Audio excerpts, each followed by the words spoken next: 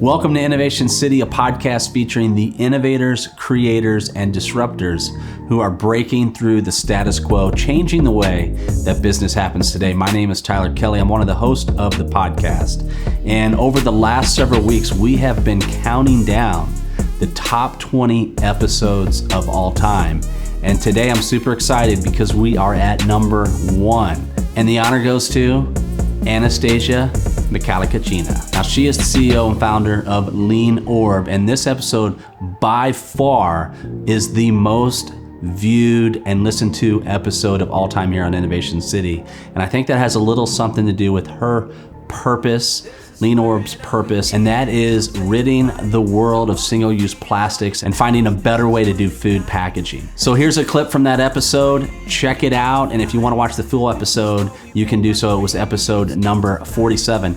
After this clip, I have some exciting news, so I'll see you on the other side. The biggest obstacle, I think, of people not asking the right questions, right, and not feeling that we have to take responsibility for things that we discard.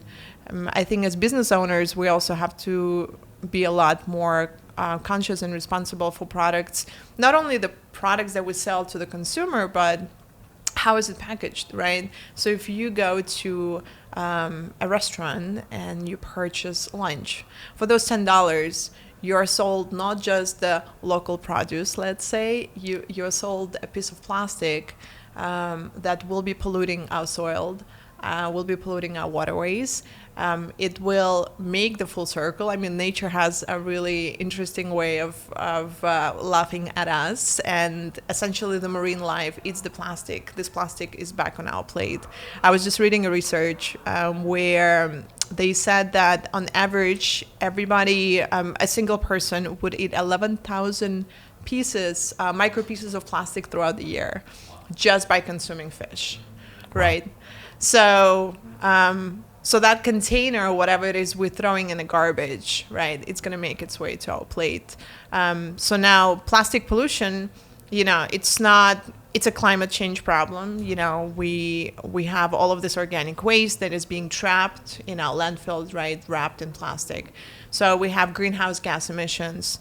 I think plastic pollution is then also a health problem because essentially it's going to get us all sicker.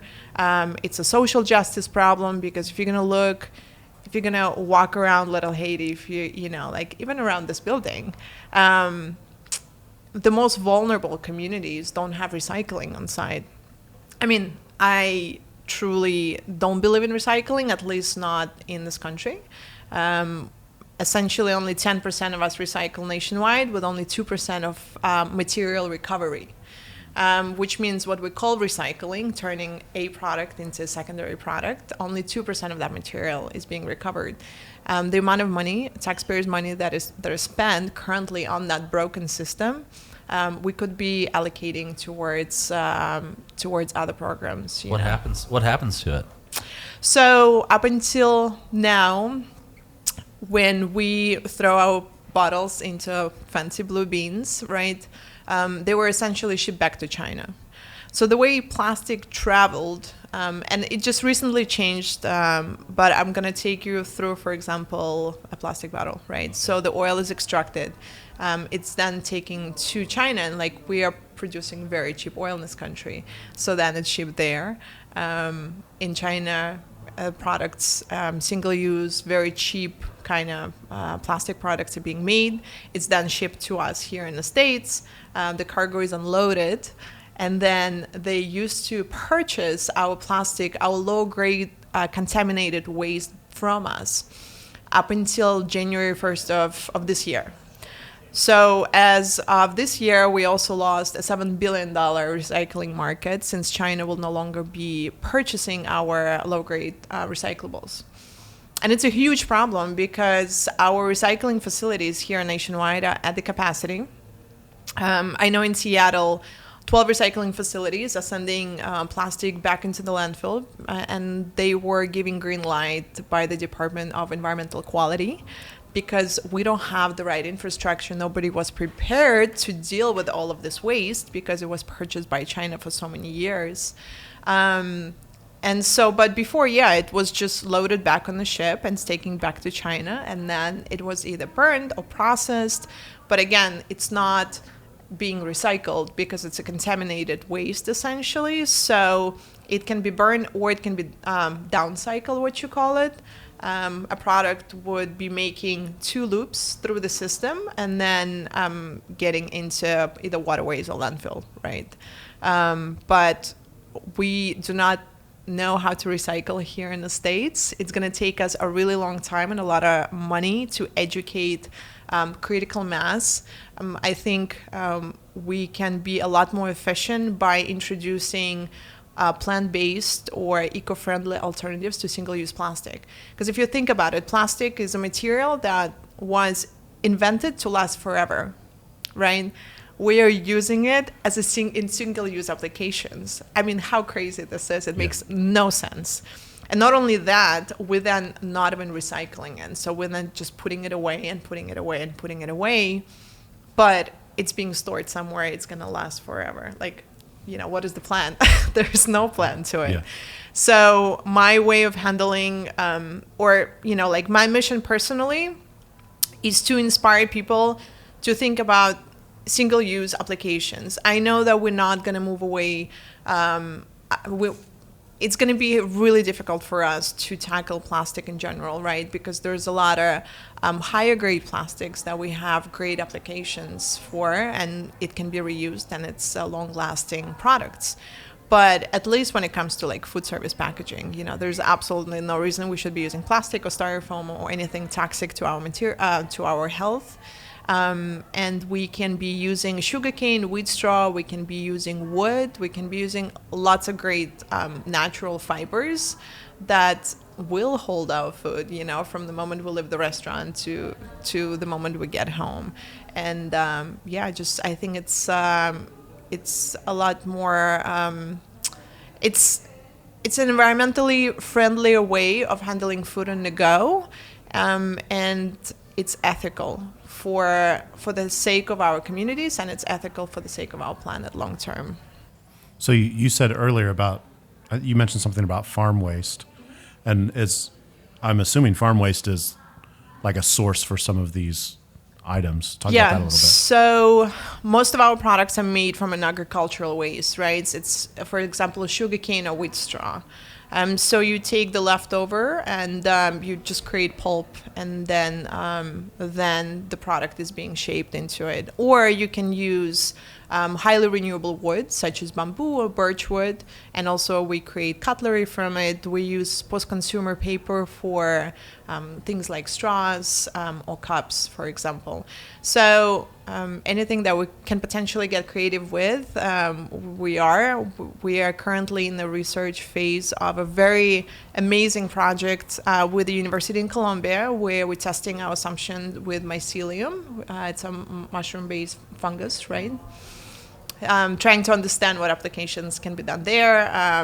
Also testing assumptions with kombucha, and seeing what creative ways we can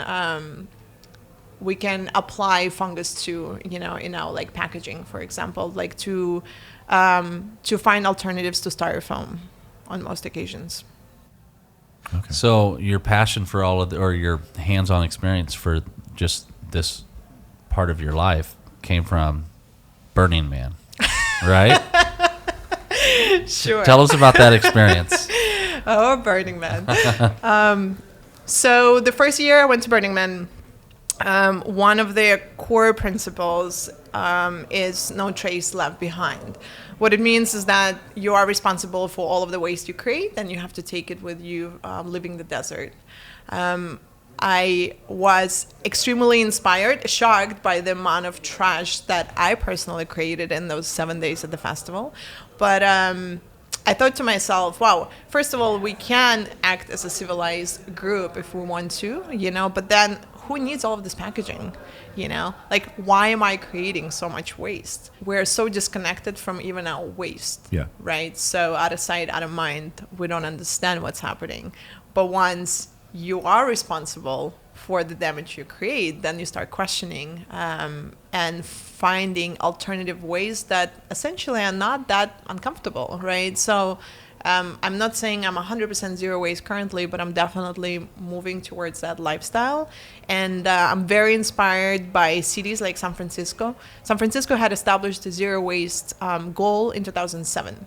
So since then, I think they said they're going to be zero waste by 2020, and they're very much on their way. They're like 93% waste optimization in the city.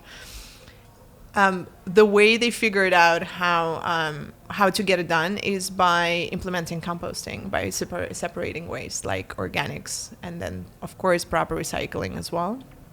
But we can learn from each other. We can learn from those experiences, but we have to get out of our comfort zone. We have to get out of our tribe, and get experience a little bit of a shock to our system every once in a while, and like process new ways.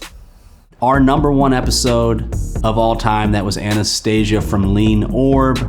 We have been getting ready for season 3 of Innovation City, and it's going to be completely different than our first 2 seasons. Next week, we are launching episode 1 of season 3. Share the news with your friends. It's going to be exciting, lots of surprises.